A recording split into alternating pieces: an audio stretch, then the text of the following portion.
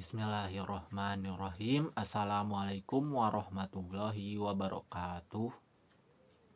Perkenalkan, nama saya Muhammad Maulana Fajar dari Prodi Administrasi Publik dan Universitas Muhammadiyah Sukabumi dengan NIM yaitu 23307111021. Di sini saya akan menjelaskan terkait tentang asas-asas umum administrasi negara. Salah satunya yaitu saya akan menjelaskan apa itu asas-asas umum administrasi negara. Di sini ada asas-asas umum administrasi negara yang artinya yaitu asas-asas umum administrasi negara adalah prinsip-prinsip dasar yang harus diikuti oleh penjabat dan lembaga pemerintahan dalam menjalankan tugas dan fungsinya.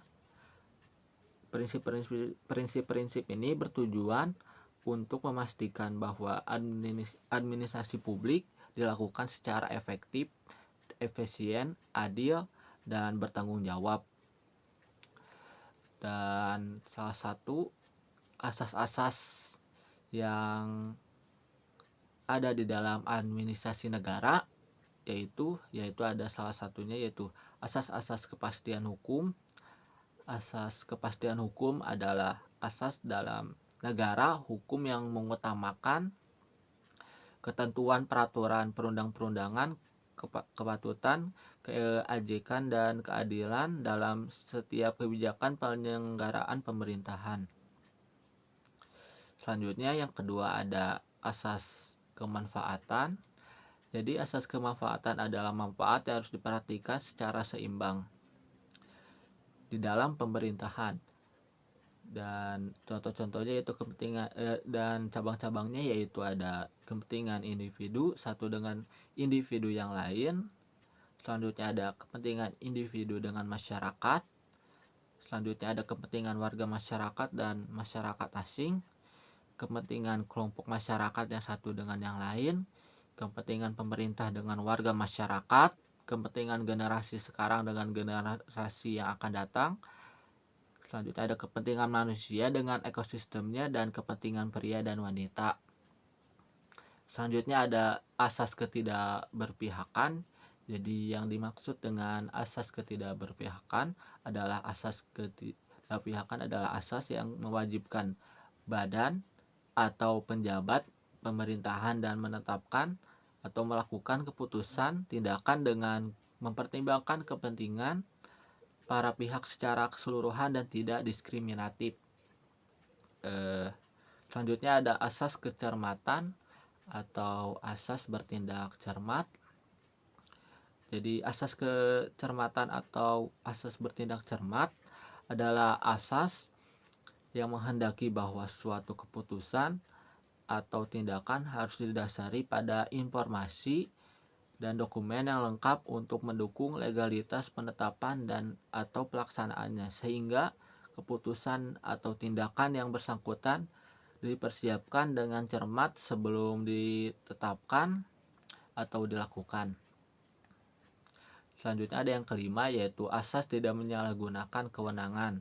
Asas tidak menyalahgunakan kewenangan, asas yang tidak menyalahkan asas yang mewajibkan setiap badan atau penjabat pemerintahan tidak menggunakan kewenangan untuk kepentingan pribadi, kepentingan yang tidak sesuai dengan tujuan pemberian kewenangan, yang tidak melampaui, tidak menyalahgunakan, dan tidak mencampur adukan kewenangan. Ridwan HR menyebutkan sebagai asas tidak mencampur adukan kewenangan dalam asas tidak menghendaki penjabat pemerintah tidak menggunakan kewenangan untuk tujuan lain selain yang telah ditentukan dalam peraturan yang berlaku menggunakan wewenang secara melampaui batas. Selanjutnya ada yang keenam yaitu asas keterbukaan. Jadi asas keterbukaan ini adalah asas yang melayani masyarakat untuk mendapatkan akses yang memperoleh informasi yang secara transparan atau terbuka yang bisa diakses oleh masyarakat itu sendiri tanpa ditutupi, tanpa ditambah-tambahkan oleh pemerintah. Jadi informasi yang bersifat jujur seperti informasi yang bersifat jujur dan tindakan yang tidak diskriminatif dan dalam penyelenggaraan pemerintah dengan tetap memperhatikan perlindungan hak asasi pribadi, golongan dan rahasia negara. Yang 7 ada kepentingan umum. Jadi asas kepentingan umum adalah asas yang mendahulukan kesejahteraan dan kemanfaatan umum dengan cara yang aspiratif, akomodatif, selektif, dan tidak diskriminatif. Asas kepentingan umum adalah pada dasarnya menghendaki agar pemerintah dalam melaksanakan tugasnya mengutamakan kepentingan umum, yaitu kepentingan yang mencakup aspek-aspek kehidupan orang banyak. Contohnya yaitu negara sendiri seperti persediaan sandang pangan, perumahan, kesejahteraan. Dan selanjutnya yang ke-8 yaitu ada pelayanan yang baik. Jadi pelayanan yang baik adalah asas yang memberikan pelayanan yang tepat waktu, prosedur, dan jelas sesuai dengan standar pelayanan dan ketentuan peraturan perundang-undangan. Yang ke-9 ada asas keseimbangan. Jadi asas keseimbangan adalah asas pemerintah yang baik satu dengan menghendaki adanya keseimbangan antara hukum, jabatan, kelalaian seseorang pegawai. Selain itu, perlu ada kriterianya, yaitu mengenai jenis-jenis pelanggaran atau kealparan yang dilakukan seorang, sehingga jika pelanggaran atau kesalahan tersebut dilakukan oleh orang yang berbeda dapat dikenai sanksi yang sama sesuai dengan kriteria yang ada dalam peraturan perundang-undangan yang berlaku. Selanjutnya yang ke-10 yaitu asas kesamaan dalam mengambil kekuasaan. Jadi asas kesamaan dan dalam mengambil kekuasaan ini adalah asas yang menghendaki pemerintah agar mengambil tindakan yang sama agar tidak saling bertentangan atas kasus-kasus yang faktanya sama. Namun demikian, kenyataan akan sulit menemukan kesamaan mutlak antar kasus sehingga pemerintah dalam menjalankan kebijakan harus bertindak cermat untuk mempertimbangkan untuk menjalankan kebijakan yang bertindak cermat dan mempertimbangkan titik persamaan. Perlu diperhatikan bahwa asas ini tidak berlaku pada keputusan pemerintah yang salah atau keliru yang pernah dikeluarkan pada kasus-kasus sebelumnya. Yang ke-11 ada yaitu asas motivasi untuk setiap keputusan. Jadi asas motivasi untuk setiap keputusan, asas ini menghendaki agar setiap keputusan pemerintah harus mempunyai alasan atau motivasi yang cukup sebagaimana dasar dalam menerbitkan keputusan. Yang tersebut haruslah jelas dan objektif dan adil. Yang ke-12 yaitu ada asas permainan yang layak atau asas fair play.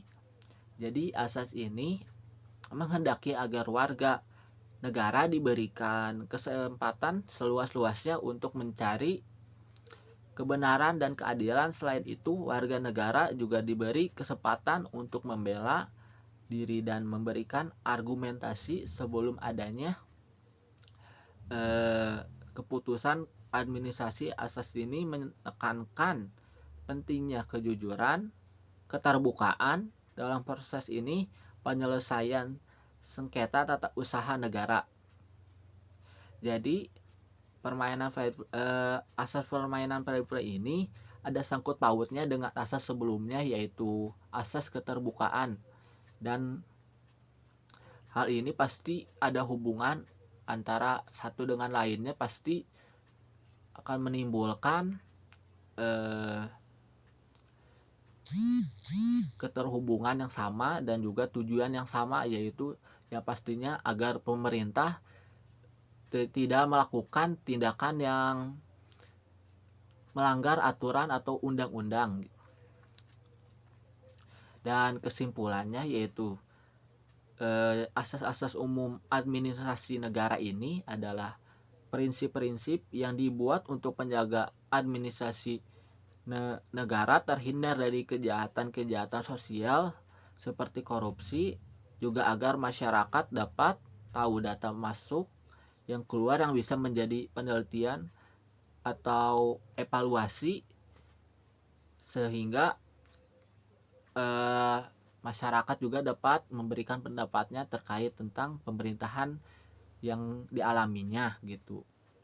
Selanjutnya ada penilaian sendiri bagi masyarakat sekitar tentang digunakan apa saja uang-uang yang mereka berikan, seperti dari pajak atau apa saja gitu fasilitas yang mereka dapat dari pajak gitu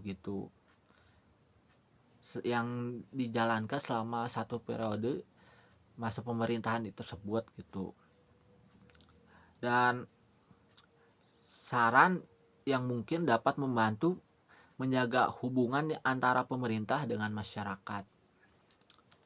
Selanjutnya saya akan memberikan contoh terkait tentang asas-asas umum administrasi negara yang saya temukan di salah satu website jurnal yang terakreditasi Sinta 2 yang berjudul tentang kualitas pelayanan publik universitas keagamaan di era COVID-19.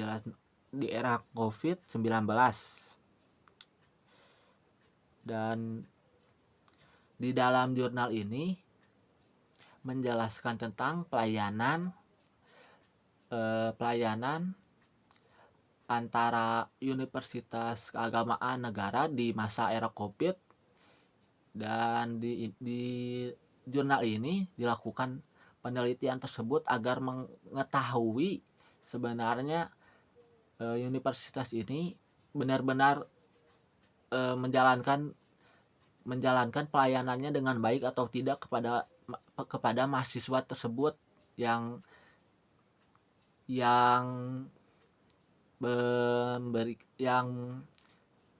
membayar untuk menerima pendidikan dari universitas ini. Jadi menurut jurnal ini menjelaskan bahwasanya pelayanan di dalam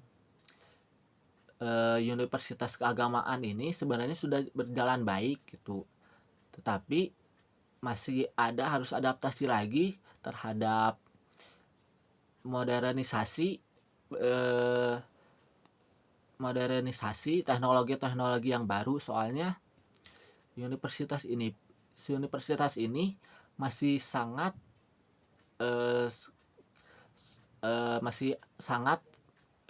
sulit, masih sangat beradaptasi terhadap kemajuan dari teknologi tersebut. Jadi walaupun pelayanannya bisa dibilang A atau baik, tetapi memang dari segi teknologi seperti era COVID ini kan pasti adanya Zoom gitu. Pasti di sini juga yang menjadi mungkin pastinya ada kendala atau adaptasi dari segi sinyal yang mungkin belum mumpuni. Jadi di sini mungkin masih bisa dibilang adaptasi gitu, yang perlu mungkin dievaluasi menjadi lebih baik agar bisa menunjang apabila terjadinya era-era yang tidak terduga seperti era COVID ini. Jadi mungkin sekian saja penjelasan terkait tentang asas-asas umum administrasi negara. Mohon maaf apabila ada perkataan yang kurang berkenan. Billahi sabil haq, fastabikul khairat. Assalamualaikum warahmatullahi wabarakatuh.